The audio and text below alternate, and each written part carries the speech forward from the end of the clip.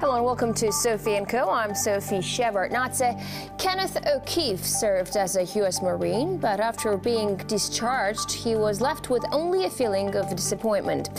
He burned his U.S. passport and dedicated himself to a different cause. His rich activist biography includes being a human shield in Iraq, sailing on a Gaza flotilla, protecting marine life in Hawaii, and helping establish dialogue with Iran. And he is our guest today. As a Marine, Kenneth O'Keefe fought against Iraq. It shattered his view of the world. Ever since, he has been fighting a war against war, facing American bombs as a human shield or running the Gaza blockade. He is never afraid to speak truth to power. But what makes him take up action for others? So I'm here with activist Kenneth O'Keefe. It's really great to have you on our show. Kenneth, I know that you've led a human shield action in Iraq right before the war started, and then you were deported. Do you follow what's going on in Iraq now? For example, the November death toll was almost 1,000, and 2013 is the deadliest year since 2008. Why do you think the removal of Saddam hasn't improved the lives of Iraqis? Or has it? I don't know. Well, I think if you really want to know the truth about the invasion of Iraq, there's clearly some incentives for the invasion. Oil, securing oil was one of them. Establishing permanent military bases in the region was another one. But a far less talked about reality is Israeli plans, which made clear that the balkanization of surrounding countries, in particular Iraq, if we go to Oded Yanan's plan for Israel in the 1980s, it lays out very clearly a strategy of destabilizing all of the surrounding areas of Israel. This includes Syria, Lebanon, Jordan, Iraq, and even Egypt and Saudi Arabia. And this long-term goal is part of the Greater Israel Project. So in terms of the sectarian divide you see happening in Iraq today, it's actually all part of a very well-designed plan to try and secure the goal, this fantasy goal of the Greater Israel Project. Okay, but why would Israel benefit from an unstable Middle East, an unstable Arab nations? Because what we see that this instability actually is followed by fundamental Islam, and people who are overthrown are either replaced by fundamentalist powers, or there's just more sectarian violence that grows. Yes, and it would seem on the surface from a sane point of view that everything is going wrong. But in fact, when you fracture a country along sectarian divide, ultimately you weaken the country. What the last thing that Israel or the United States wants is a strong Nasser-type leader, an Arab nationalist who will seriously ensure that the resources of that country are taken and protected and used for the benefit of the people. That's the last thing that the empire wants and that Israel wants. So while you have these religious fundamentalist nutcases who are running around bombing and doing all sorts of stuff like that, you have a weakened, fractured country in Iraq, and that is the prerequisite for ultimately expanding Israel into the fantasy of the Greater Israel Project. It doesn't seem sane, and it's not sane, because those who are trying to carry out these agendas are pure and simple psychopaths. And so you think that American administrations, one after another, have been following this plan for 30 years? If you ask me how the world functions, then you have to understand one thing plain and simple. The head of the snake, the system of power, is headed by the financial system.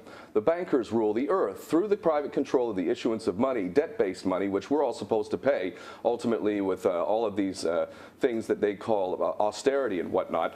The bankers basically, through the control of the issuance of money, which allows them to provide themselves with an infinite supply of money, means they can buy anything and anyone that can be bought. So when we look at the vast majority of governments around the world, they're nothing more than puppets who are carrying out an agenda for the bankers. And the bankers at the top of this pyramid are, as I've said, plain and simple psychopaths. They're drunk on their own power. They're used to getting everything they want. They can buy anything and anyone that can be bought. And this explains the corruption of virtually every government we can look at. And the policies do not reflect the interests of the people. They reflect pure and simple the interests of the bankers. But Kenneth, if what you're saying is true, that governments obey the big banks and the big money, then it would really take the people and revolution in each country that you have named to actually change things around. Do you really see revolution taking place in America, for example? Well, it's already happening. I'll give you a great example of why I'm optimistic about things in America. You know, the President of the United States, traitor that he is actually a constitutional lawyer. He's actually trained at the highest levels of university in constitutional law. Do you know how obscene it is that somebody who is trained in constitutional law, giving himself the authority to execute anyone, anywhere, at any part of the planet with no jury, no trial, no conviction, no nothing? This man is a dictator who has assigned himself the right to execute anyone, including U.S. citizens. I am confident that at some point the American patriots, who seem to be in a bit of a coma and have been sleeping for a long time, are going to wake up soon and realize that while they took an oath to uphold the Constitution of the United States, the President of the United States also took that oath and has breached it so badly that he should be arrested and charged with treason right now. And ultimately, all of the sycophants in the U.S. Congress who passed things like the Patriot Act and the National Defense Authorization Act, again, completely contrary to the U.S. Constitution, which is supposed to be the supreme law of the land, these people need to be arrested. And a government needs to be put in place that actually honors the U.S. Constitution. And I honestly believe that's going to happen. One way or the other, it's going to happen. But you just started your answer by saying that the revolution is already happening, and then you went on by citing everything that's going wrong in America. Like, for example, the NSA leaks, right? You kind of touched upon them. Nothing's really changing within American society. I don't see people coming out in the streets and protesting, even though they know that they're being listened to. Even Europe, look at Europe. Yeah, they express their outrage at the fact that they've been listened to, including the presidents, but nothing is really happening. It's not like America is cutting down on their NSA programs, and it's not like people aren't listened to anymore. So where's the revolution that you're talking about? Let me give you... I'll tell you what, this is another thing that really excites me, Sophie, because while you're not seeing it, apparently, and many other people may not be seeing it, let me give you a perfect example where the revolution has already occurred. And the first step of that revolution is awareness. No one is more hopelessly enslaved than those who falsely believe they are free. The people of the world are starting to realize that they have been enslaved in a financial system which is effectively selling the future of their children down the river. And more people are becoming aware of that. They're also sick and tired of being lied to about one boogeyman after another. And ultimately, what happened in Syria, this is a key point, and I really want to make this point before we move on to the next one, because it's talking about the revolution that you're referring to. The reason why we did not hit Syria, the reason why we did not start bombing Syria is one simple thing, and that is that the people of the West and the world simply did not buy it. They didn't have to go on the street and protest. Keep in mind, back in 2003, we had the largest protest in the history of the world, did not stop the invasion of Iraq. But I'm telling you, the invasion and the occupation and ultimately the bombardment of Syria has been planned long ago. It's a stepping stone towards Iran, which is the ultimate goal for these psychopaths, and they could not bombard Syria, and the reason why they couldn't even vote to secure that vote to favor that here in Britain is because the people overwhelmingly did not buy it. In the United States, the approval for bombardment of Syria was about 9%. That's why the U.S. Congress, which is a treasonous body of government, couldn't even go to a vote on it, because if they went to a vote on it and actually voted for another war, and this farcical war on terror, where the fantastic American servicemen took pictures of themselves saying, I did not join the U.S. military to fight with al-Qaeda in Syria, says it all. If they had made that move, there would have been an open revolution. The powers that be know that the people are primed and ready to take major steps to stop this. And again, American patriots are going to go into the Congress and the White House eventually and arrest these cowards and traitors. But it's under the surface right now. It's getting ready. It's getting ready. And to show the power of the people, ultimately, we did not go into Syria. This is because the people did not provide the one key element for the powers that be, and that is their consent. If they don't have our consent, they can't do a damn thing. So you actually bring me to my next point, which is Syria, and you're saying the allegations in the Western press that it wasn't Syria but Iran that was the actual goal, the final goal, is true. What happens now if Assad starts to look like he is finally achieving a decisive victory? How will the United States respond, you think? Well, again, keep in mind that the real problem that Assad faces is that while, yes, there are major human rights violations that happen in Syria and in every other Arab country and the United States and the Western world, ultimately there are human rights violations of obscene levels, especially in the United States. So they're in no position to talk about other leaders. Our leaders, the United States president, can execute anyone, anywhere, anytime, and does. So how can we talk about Bashar al-Assad seriously and say that this man is a problem compared but Kenneth, to they Barack will Obama? talk about it, and the world listens to American president. That's the difference. They will talk about it. They keep talking about it. That was the whole purpose of why they wanted to overthrow Assad, because there were supposedly human rights violations in Syria. Yeah, but we can talk about the point that I'm making is that the U.S. president has given himself the authority to execute anyone, anywhere, anytime, for any pretext, any bogus reason. Is that more of a problem to the world than Bashar al-Assad? Of course it is. It's much more of a problem that the President of the United States says he can execute anyone, anywhere, anytime. And yet we're sitting here talking about Bashar al-Assad, which, granted, this man has committed crimes in Syria. There's no question of that. But when we look at the U.S. President, when we look at Israel, when we look at the Britain, this alliance, this true axis of evil between these three countries, the amount of devastation that has occurred in Iraq and Afghanistan and other parts of the world, Yemen, Pakistan, is so devastating. I think it's beggars belief that we as people can be conned into thinking that Bashar al-Assad is the problem, or that Ahmadinejad was the problem. We are the problem. We in the West are the problem, especially the United States government. So it really is quite ridiculous that we get manipulated into saying, oh, we have to take care of this problem over there. The problem is in our own backyard, and we know this. We've got to take care of our dirty, filthy house of corruption. The United States Congress is nothing but a den of traitors, the most sycophantic, disgusting traitors you can imagine. And the White House has got a dictator. This is a problem. This is a major problem, much bigger problem than what's happening in Syria with Bashar al-Assad. And we'll be back after a short break to talk about should Iran be able to develop its nuclear program, and also why is it so bad having an American passport? Stay with us.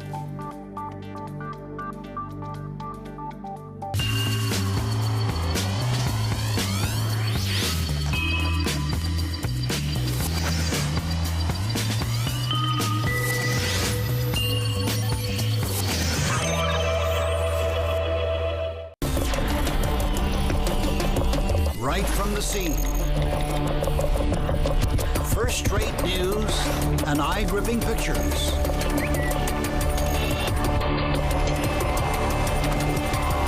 On our reporters' Twitter and Instagram.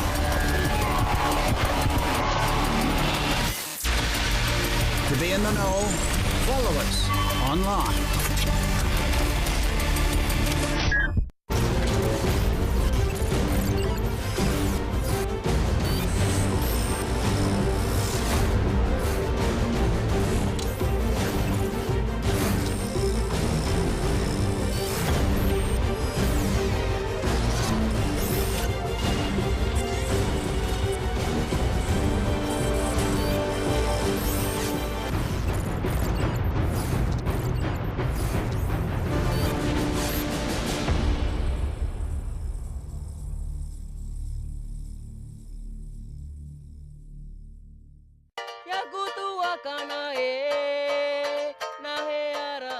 They look like bounty islands, where the locals can enjoy the sun and the ocean.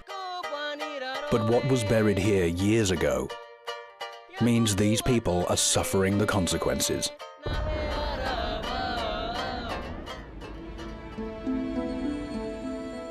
How much more poison lies under this ground? Behind this zone, there is what we call the Colette Bank, on which there is a deposit of plutonium left by a security test which caused a dispersion of radionuclides.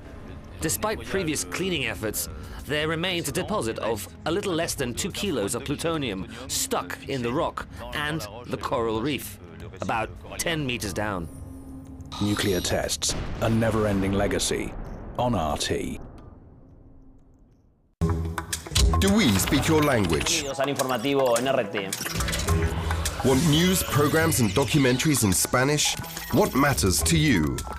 Breaking news, alternative angles, hidden stories.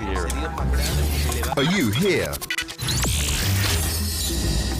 Then try RT Spanish. To find out more, visit actualidad.rt.com.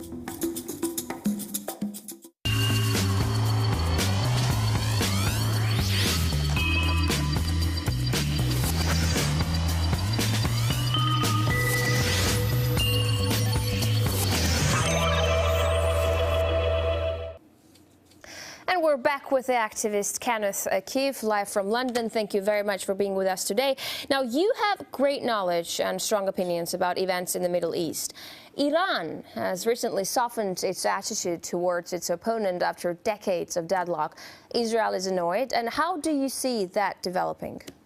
Well, I think it's a reflection of the sanity of the people around the world who realize that any kind of attack on Iran is tantamount to initiating a full-scale Third World War, which of course could very well and almost ultimately, inevitably would lead to a war with China and Russia. This is pure madness. And those of us who've lost loved ones or who have served in combat, like myself, and others who know the devastating cost of war, not just for the so-called victor, because the only victor really is the bankers, quite frankly. But even those who supposedly on the winning side suffer greatly. And testimony to that fact, aside from the 1 million to 2 million dead in Iraq, is the 22 American servicemen a day who are committing suicide because of the horrendous things that they were called to do in places like Afghanistan and Iraq. So this policy now, this shift in policy to actually resolve this conflict with Iran, this false conflict in truth, is a reflection of the will of the people, if you ask me.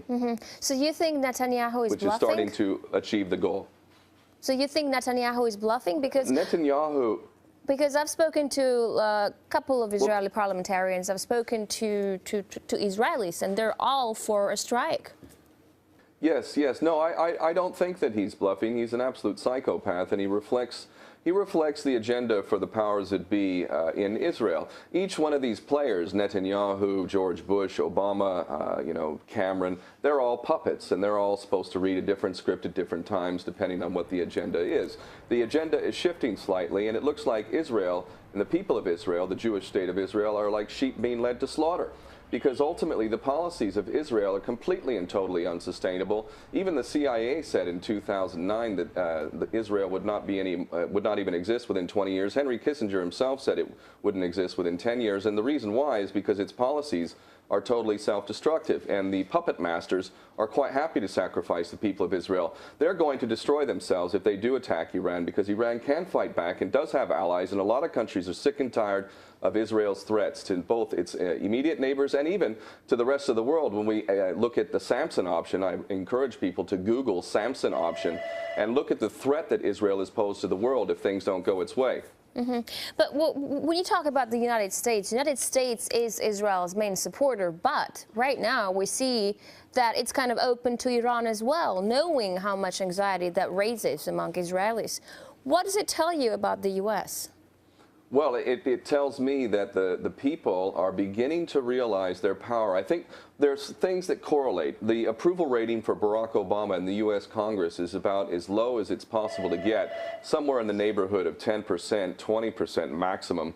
The people have come to a point where they are sick and tired of being lied to. They know they're being lied to. And when they see their so-called leaders trying to cooperate with Israel in yet another war that would lead to disastrous consequences for the region and for the United States and every other person involved, they've had it. And the reflection of the policies is indeed that of the people. It's the people who are sick and tired. And I do see that there is some demarcation going on here between Israel and the United States.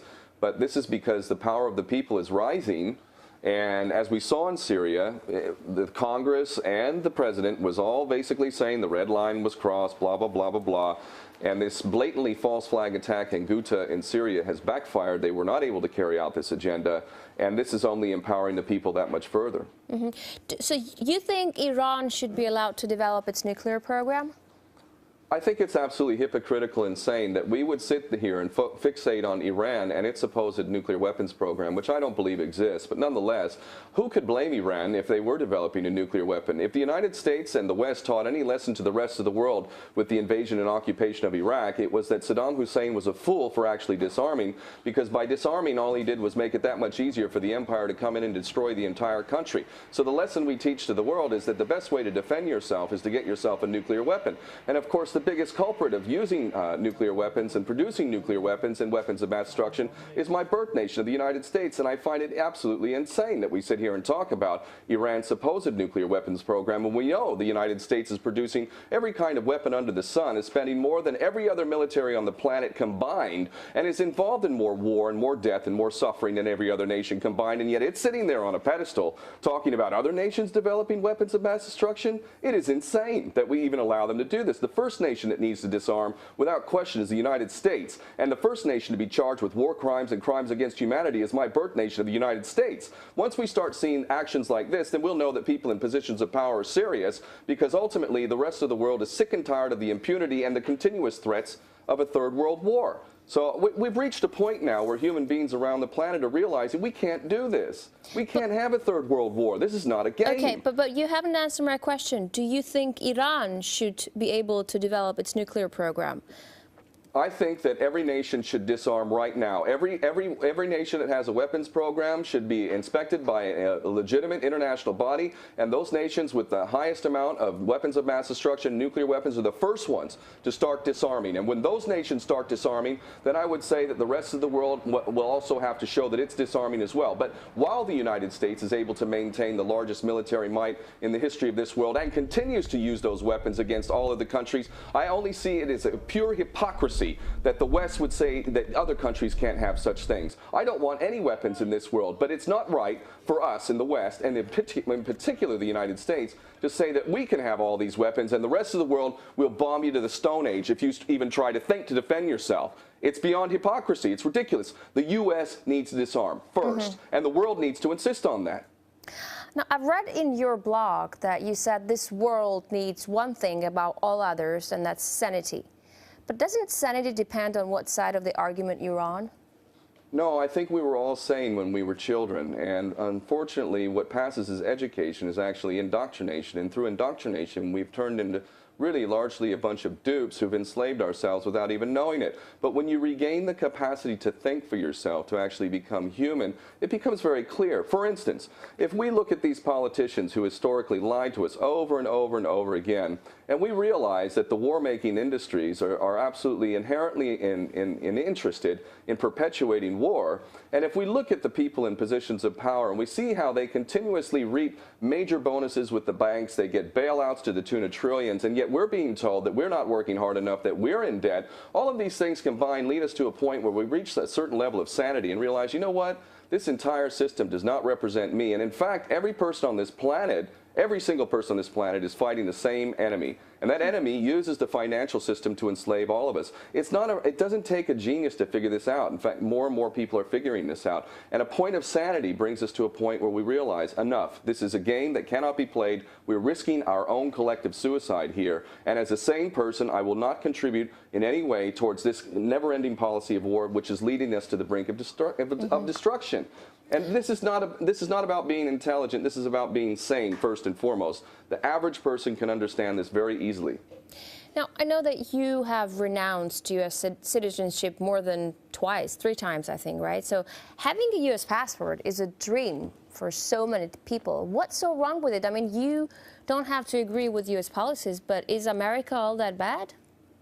Well, when you look at citizenship, you have to understand that citizenship is a contract. It's a social contract between the state and the citizen. Under that contract, you have supposedly rights, and you also have obligations. Now, I looked at the obligations of being a U.S. citizen, and I realized I cannot pay into a tax system, which is basically paying off debt to the bankers. But nonetheless, we pay into a tax system which is used to produce military capability that is also ultimately used in other parts of the world, which is ultimately killing my brothers and sisters in other parts of the world. I do not agree to contributing to a tax system that is being used to commit mass murder against people I consider to be my brothers and sisters halfway around the world. It's a violation of my ethics as a man, as someone who believes in justice for everyone and wants a better world for everyone. I cannot pay for the murder of my brother or sister, and that's part of the contract of citizenship. So I said, which was to me a sensible thing and a moral thing to do, take my name off of that contract because I do not agree to it, and ultimately I will walk away. And I left a paradise life in Hawaii. I had my own business. I was making money,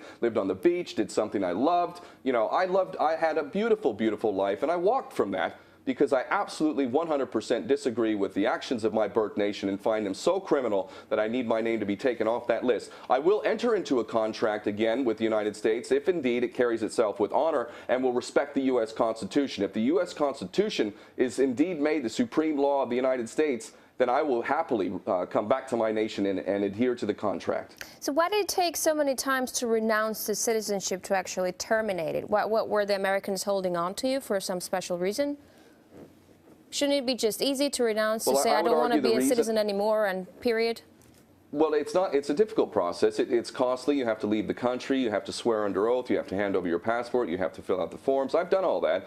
I would argue probably the reason why they have not honored my right of self-determination, a human right of self-determination, is because it could set a precedent, which could spark an imaginative idea that people could look at around the world and say, you know what? I don't actually agree with this contract with my nation any longer. I want to enter into a new contract. This is why I refer to myself as a world citizen. We're all world citizens. My human family is where my allegiance goes. I don't give my allegiance to one unit, one group, one nation, one religion. My whole human family is a brother and sister, and ultimately I give my allegiance to them. That's the contract I will honor. And if any other contract inferior to that one would try to compel me to pay for the murder of my brother or sister, I will not partake in that contract. I'm living here in the UK and haven't made enough money to even be taxable for the last 12 years, but I might make enough money this year to actually be taxable. And I'll tell you what, I will not pay into the UK tax system and fund the murder of my brothers and sisters halfway around the world. I simply refuse to do it. And I would argue that other people should look at a contract like that. And maybe if we all decide to enter into a new contract like that, we can end war for good.